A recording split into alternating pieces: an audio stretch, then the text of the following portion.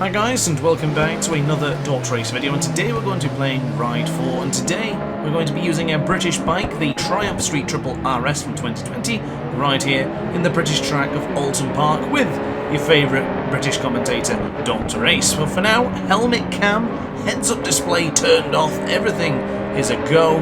No electronics for this Triumph Street Triple, and we are going to be doing 5-lap sprint race here, and the 120% AI difficulty right here in the fantastic local track to me, Alton Park.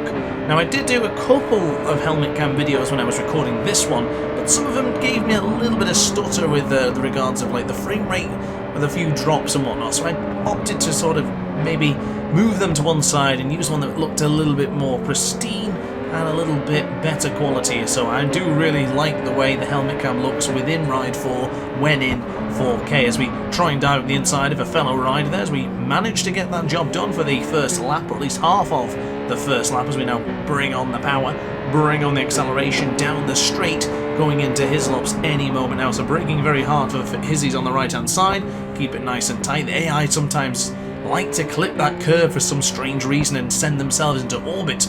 Hopefully they don't do that today, and fingers crossed and thinking positively that we don't do it either. But now onto the left hand side, you can see the oil in the little brake lever there banging and bouncing away. I've always appreciated that detail within Ride 4, and also I really appreciate the detail that I did by accident when making the thumbnail. Now I don't actually probably assume that you can see the thumbnail that clearly, because unfortunately YouTube does compress the thumbnail images, but the speed I took when I had the thumbnails and the screenshot taken at the time was exactly 146 miles an hour. If you know the story about why I've chosen my racing number as 47 and my racing number is 461 in MXGP and Supercross, then you'll know why that's actually a pretty cool coincidence. But still, I guess I'm rambling on for now, so we'll go into the left hand side, bringing on the power. We do have another bike ahead of us. It's hard to see which bike it is, of course, turning off the heads-up display. I can't see the little details I usually like to see, so I can give a bit of information and discuss as I go on the fly. So of course that's why it's so important to me to have the heads-up display on, not really for the racing itself, but just for the commentary either afterwards or during the Grand Prix itself. But now onto the right hand side ever so briefly to then try and make a lunge going up on the inside, and we can't quite get the job done, but we will have the confidence, the strength, the power and the speed to line ourselves up for the move going into Hislop's. The Suzuki will have to be very brave on the brakes here. In fact, that's a little bit too ambitious, a little bit too brave. Oh, wow. Oh, my lord. Mentioned at the lap prior that it is possible for the AI to just absolutely clatter into that rumble strip, and yes, my God is my witness, that has just happened. That man has been broken in half, as one would say, quoting Jim Ross. But on to the right hand side we shall go now, keeping it nice and tight to the apex, bring on the power, but just reduce the acceleration ever so slightly so we don't wheelie into oblivion going into the right hander there. But now into the right once more, keeping it nice and tight to the apex and slowly bringing on the power as we enter the Deer Leap for the second time of asking, bringing on the power, and we will go into turn 1 quite strong, I do believe. I feel confident into the first corner, but I do feel it's a super easy corner to get wrong. It's really difficult to maintain the actual speed that you want to go for, because it feels like you can go in there really fast, but when you do feel whatever bike you're using. So in this instance right now we're using the Triumph, it does feel like the bike wants to just get away from you and maybe lose a little bit too much. We will now go on the left hand side, keeping on with the power, and hopefully a move going into the right hand. Not really, I guess we're going to be way too far. It would be an absolute audacious lunge if we tried that up in the inside of the Ducati ahead of us. And of course, speaking of Ducatis, this weekend we will have MotoGP back in action. I'm guessing the Ducatis are probably going to fly, so I guess we'll see this Sunday. But I will be doing, oh, big wheelie there as we try to come out of the particular really tight right hand as we now go into Hislop's for the third time of asking now, and right on the hot part of the tail of the Ducati just ahead of us. I think it might be the 748 or might be the Ducati Monster. Once again, I can't really see from this particular angle. But I must mention that the MotoGP race recap series that I did all year for last season in MotoGP 21 and for, of course, the 2021 season within MotoGP, I will be doing that from Tuesday the 8th of March.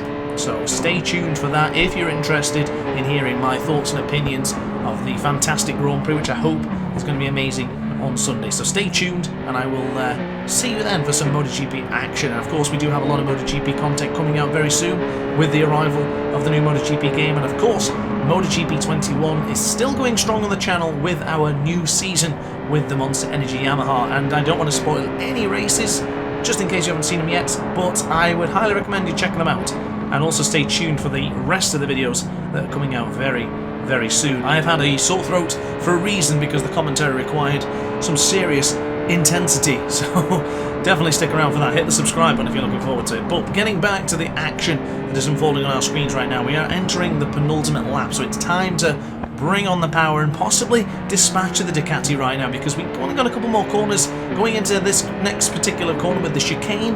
Is always a solid movement for us, and of course, very importantly, going into Hislops is a very, very strong area for me on board the Triumph, or me on board any particular bike. I just find going into Hislops is really, really solid for me.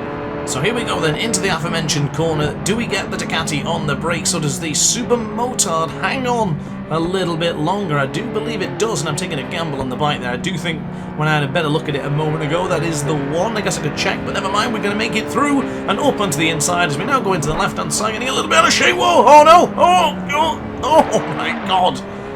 Absolute tank slapper going into the water tower, or just before the water tower, if anything. That was absolutely terrifying, but we stayed on, and now you're going to see how gentle I've been taking it. We're going to go into Druids and then into the D Elite with absolute reckless abandon. Now you're going to see some serious pace. I would say the gap now is probably 1.5 seconds, maybe a second, give or take a couple of points, but into the old hole corner we'll go. We're going to try and just absolutely blast it from now on. I usually take things very, very calm to make sure the action is entertaining and interesting, and also worth somewhat of a battle. So let's bring on the power now and just give it everything we have. So into the left-hander coming up any moment now. We could go around the outside and then chuck it up on the inside in the Shell Oils corner, but I don't think we're going to make it stick. And if we do, it'll be an audacious lunge, and I'm not about that life, so I guess we'll let it pass for now. Wait for the opportunity.